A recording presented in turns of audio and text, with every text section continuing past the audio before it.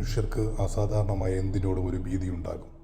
എന്നിരുന്നാലും അതിന് പിന്നിലുള്ളത് എന്താണെന്നറിയാനുള്ള ജിജ്ഞാസ ആ ഭീതിയെ മറികടന്ന് മുന്നോട്ട് പോകുവാൻ പ്രേരിപ്പിച്ചുകൊണ്ടേയിരിക്കും. അതുകൊണ്ട് തന്നെയാണെന്ന് തോന്നുന്നു പല സഞ്ചാരികൾക്കും പ്രേതബാധയുള്ള അല്ലെങ്കിൽ എന്തോ ദുരൂഹതയുണ്ടെന്ന് പ്രചരിപ്പിക്കുന്ന ഇടങ്ങളിലേക്ക് പോകുവാൻ ആവേശം തോന്നിപ്പിക്കുന്നത്. ലോകത്തിൽ എല്ലായിടത്തും ഇത്തരം നിരം പിടിപ്പിച്ചുള്ള കഥകളുള്ള ഇടങ്ങളുണ്ട്. നമ്മുടെ കൊച്ചു കേരളത്തിലുമുണ്ട് നിഗൂഢമായതോ ഭീതിപ്പെടുത്തുന്നതോ ആയ ചില പ്രദേശങ്ങൾ. മോറിസ് ബംഗ്ലാവ്. കേരളത്തിൽ ഏറ്റവും കൂടുതൽ പ്രേതബാധയുള്ള അല്ലെങ്കിൽ അവിശ്വസനീയമായ സ്ഥലങ്ങളിലൊന്നാണ് മോറിസ് ബംഗ്ലാവ്. ഇടുക്കിയിലുള്ള ഈ ബംഗ്ലാവിന് ബ്രിട്ടീഷ് ഭരണകാലം മുതലുള്ള അസാധാരണമായ കഥകൾ പറയാനുണ്ട്. മോറിസ് എന്ന ഒരു ബ്രിട്ടീഷുകാരൻ്റെ ആഡംബര മന്ദിരമായിരുന്നു ഇത്. തൻ്റെ പിതാവുമായുള്ള വഴക്കിനെ തുടർന്ന് മോറിസ് ഇവിടെ ആത്മഹത്യ ചെയ്തതായി വിശ്വസിക്കപ്പെടുന്നു. അന്നു മുതൽ അസാധാരണമായ ചില ഭീതികരമായ പ്രവർത്തനങ്ങൾ ഇവിടെ സംഭവിക്കുന്നുണ്ട്. പല പ്രദേശ നിവാസികളും ഇവിടെ താമസിച്ചവർക്കും ദുരൂഹമായി പേടിപ്പെടുത്തുന്ന അനുഭവങ്ങളുണ്ടായി. ഇപ്പോൾ ഈ മന്ദിരം മോറിസ് ബംഗ്ലാവ് എന്ന പേരിലാണ് അറിയപ്പെടുന്നത്. ബോണക്കാട് ബംഗ്ലാവ്. തിരുവനന്തപുരം ജില്ലയിൽ പൊന്മുടിക്കടുത്തുള്ള ഒരു മലയോര പ്രദേശമാണ് ബോണക്കാട്. ഇവിടുത്തെ ഒരു പഴയ ബ്രിട്ടീഷ് ബംഗ്ലാവ് പ്രേതബാധയ്ക്ക് വളരെ കുപ്രസിദ്ധമാണ്. ബ്രിട്ടീഷ് ഭരണകാലത്ത് ഇവിടെ തോട്ടം നോക്കാനായി എത്തിയ ഇംഗ്ലീഷ് മാനേജറും കുടുംബത്തിനുമായിട്ട് 25 GB എന്ന പേരിലൊരു ബംഗ്ലാവ് പണിതത്. ഒരു നിർഭാഗ്യകരമായ രാത്രിയിൽ ആ മാനേജറുടെ കൗമാരക്കാരിയായി മകൾ ഇവിടെ വെച്ച് ദുരൂഹ സാഹചര്യത്തിൽ മരിച്ചതായി പറയപ്പെടുന്നു. ഈ സംഭവത്തിന് ശേഷം ആ കുടുംബം ലണ്ടനിലേക്ക് മടങ്ങി. പക്ഷേ അവിടുത്തെ പ്രശ്നങ്ങൾ അവസാനിച്ചില്ല.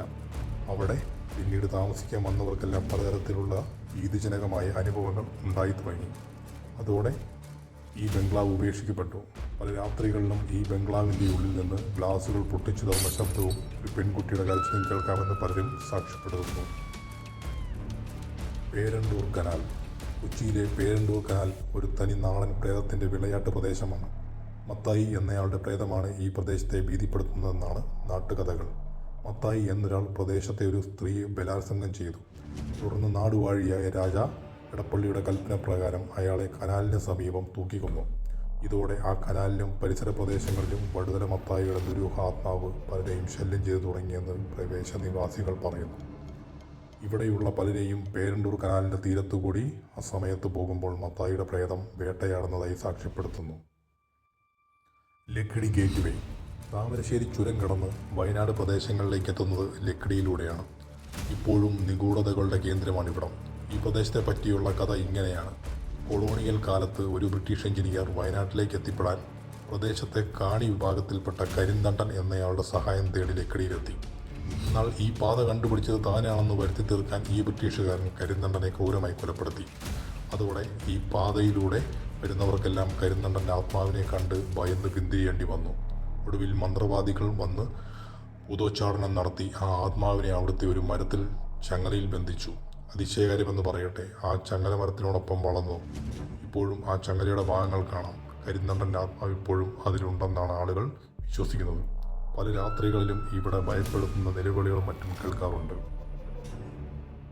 മറ്റ് ചിലയിടങ്ങൾ.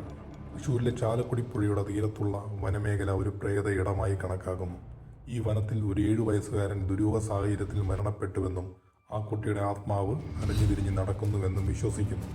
അതുപോലെ തിരുവനന്തപുരത്തെ കാര്യവട്ടം ക്യാമ്പസ് റോഡും ഒരു പ്രേതബാധയുള്ള സ്ഥലമാണ്. ഇവിടുത്തെ ഒരു കുളത്തിൽ ആത്മഹത്യ ചെയ്ത പെൺകുട്ടിയുടെ ആത്മാവിനെ പലരും കണ്ടിട്ടുണ്ടെന്ന് പറയപ്പെടുന്നു. ഈ പെൺകുട്ടിയുടെ പേരുമായി ചേർത്ത് ഹൈമാവതി കുളം എന്നാണ് അറിയപ്പെടുന്നത്.